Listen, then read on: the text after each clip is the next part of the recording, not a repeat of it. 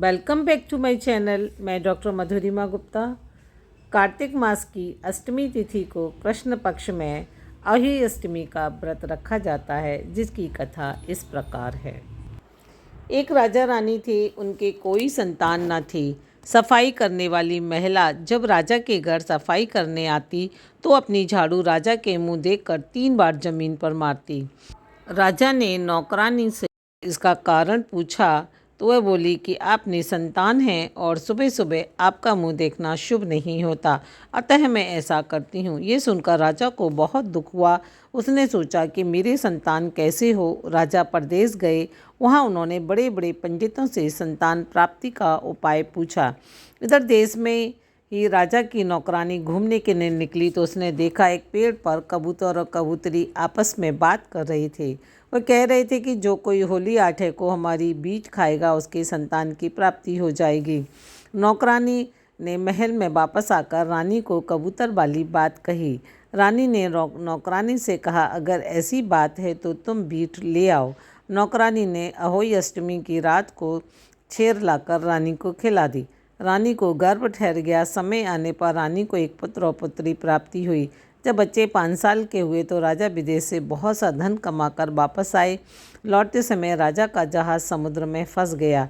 किसी भी प्रकार से वह चले ही नहीं। राजा ने पंडितों से इसका उपाय पूछा। पंडितों ने सलाह दी कि जो कोई होली की आठे को पैदा हुआ हो वह अगर जहाज से हाथ लगा देगा वह चलने लगेगा। शहर में ढिंढोरा पीटा गया। ये दोनों बच्चे समुद्र के किनारे खेल रहे थे। उन्होंने राजा से कहा, हम होली आठे को पैदा हुए हैं। अतः उन्होंने जहाज में हाथ लगा दिया और जहाज चल दिया।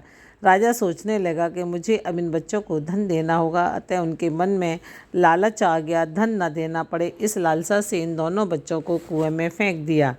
इधर रानी ने होली आठे का व्रत रखा। नहा धोकर करा सेक रही थी। किसी समय घर पर राजा आ गए। रानी ने राजा की परिक्रमा कर चरण छूकर उनके भरपूर आदर सत्कार किया। रानी ने शाम को श्रृंगार किया और ये कहानी सुनने के लिए बैठी तो उसने बांदी से कहा कि आज बच्चों को खेलते खेलते बहुत देर हो गई है, अभी तक नहीं लौटे। राजा को सुनकर आश्चर्य हुआ। उसने कहा कि बच्चे किसके बच्चे? रानी ने सारा पुराना किस्सा बता दिया और कहा, मैंने उनको नाम भी होरी और होरा रखा है। राजा रानी की बात सुनकर गश खाकर जमीन पर गिर पड़ा। कहने लगे, मैंने अपने बच्चों को मार दिया। राजा रानी बांदी सभी रोते हुए कुएं पर पहुँचे। वहाँ बच्चे बोले कि आप चिंता मत करो, बस हमें बाहर निकालो। राजा ने बच्चों को बाहर निकाला। बच्चों को गले से लगाए, खूब प्यार किया। रानी बच्चों सहित घर वापस आई। उसने फिर करा सेका, कहानी सुनी। फिर सास ननद के पैर छूकर कहा कि आज आपके आशीर्वाद से मेरे बच्चे को नया जन्म हुआ है। जैसे भगवान ने उनके ऊपर कृपा की वैसे सबके ऊपर कृपा करें। तो ये थी होली अष्टमी की कहानी। दीवार पर इस तरह से चित्र बनाया जाता है। कहीं कहीं इस तरह के चित्र रखे जाते हैं तो कहीं पर इस तरह के। लेकिन मेरे यहाँ ये चित्र रखा जाता है जो मैंने अपने हाथों से बनाया है। चंदा, सूरज और बालक होते हैं और इसमें सारे खेल खिलौने होते हैं और राजा और एक रानी का चित्र होता है। तो आई होप आपको वीडियो मेरा पसंद आया हो तो लाइक एंड शेयर अवश्य करिए। कमेंट बॉक्स में ज़रूर लिखिए कि आप अहोई अष्टमी कैसे मनाते हैं। दिन में व्रत खोल करके पूरा करते हैं या रात्रि में।